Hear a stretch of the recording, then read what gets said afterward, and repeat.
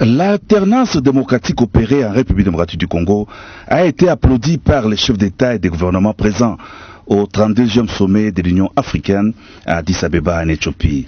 En marge de ces assises, le président de la République Félix Antoine Tshisekedi Tshilombo a été très sollicité par ses pairs, l'obligeant à réaménager son agenda de travail. Le premier dirigeant africain à l'avoir rencontré est le président de la Côte d'Ivoire, Alassane Ouattara.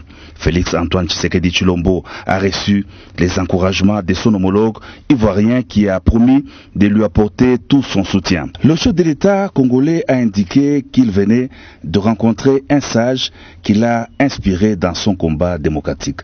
Je voulais venir saluer l'aîné, un des sages de l'Afrique et un des modèles de développement de cette Afrique que nous voulons voir progresser sur tous les plans. Donc je suis venu bénéficier de ses conseils et de ses orientations et de solliciter son soutien pour cette nouvelle expérience que nous commençons au Congo de l'alternance pacifique et démocratique.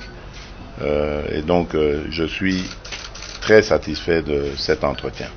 Membre de l'Afrique centrale dont la supervision a été confiée au chef de l'État Félix Antoine Tshisekedi Tshilombo en tant que vice-président de l'Union africaine, la Guinée équatoriale compte ouvrir une nouvelle page avec la RDC dans le cadre du raffermissement de la coopération bilatérale sous-régionale.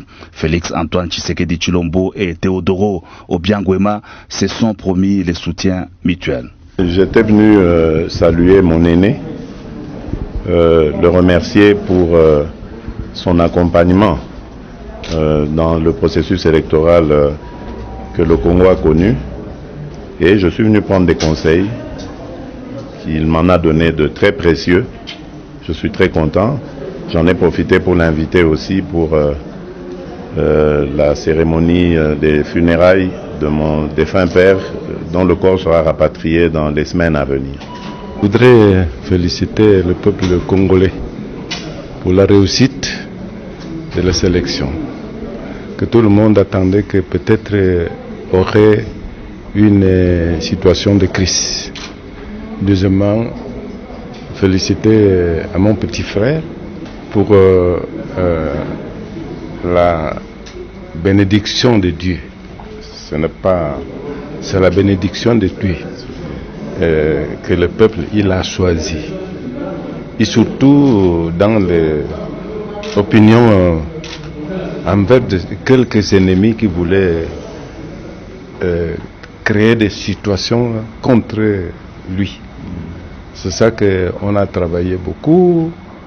On a tenté de séduire tout le monde. Je suis content au moment que j'ai appris que c'est lui qui a été élu pour le peuple.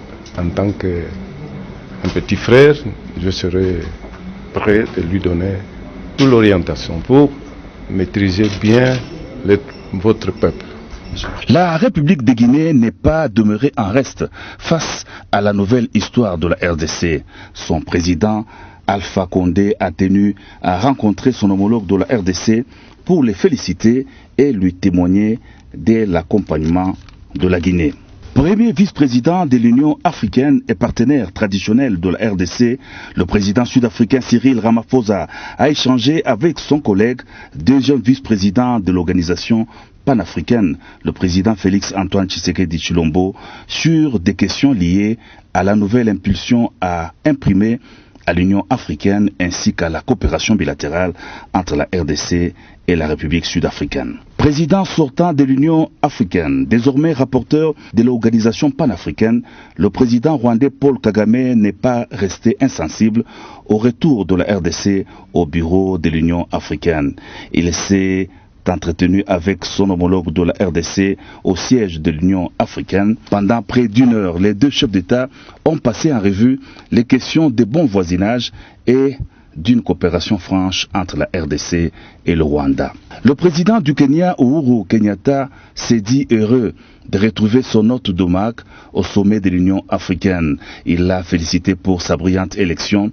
Le chef de l'État kenyan a réitéré l'engagement de son pays à accompagner la RDC dans ses projets visant à atteindre la stabilité économique et sécuritaire. Toujours en marge du sommet des chefs d'État, Madame Michelle Bachelet, haut commissaire des Nations Unies aux droits de l'homme, s'est entretenue avec le chef de l'État.